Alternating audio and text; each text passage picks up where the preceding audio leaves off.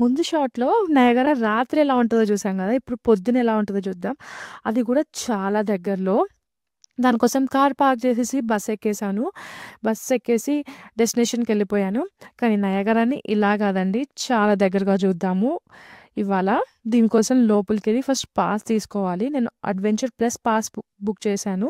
ఇది $109 పడుతుంది. దీంట్లో చాలా ఇంక్లూడెడ్ ఉన్నాయి.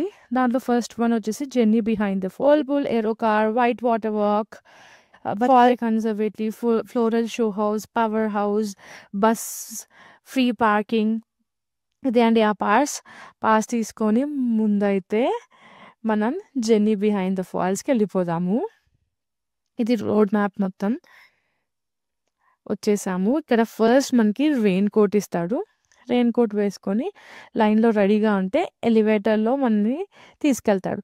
Actually journey behind the false ఏంటంటే, మనము ఫాల్స్ వెనకాల ఒక టనెల్ ఉంటుంది. దాంట్లో నడుచుకుంటూ ఫాల్స్ చాలా దగ్గరికెళ్తాము. అందుకే దాన్ని జర్నీ బిహైండ్ ద ఫాల్స్ అన్నారు. ఇదే ఆ టనెల్ అని. పాడుబడ్డ టనెల్ లాగా ఉంది గదా!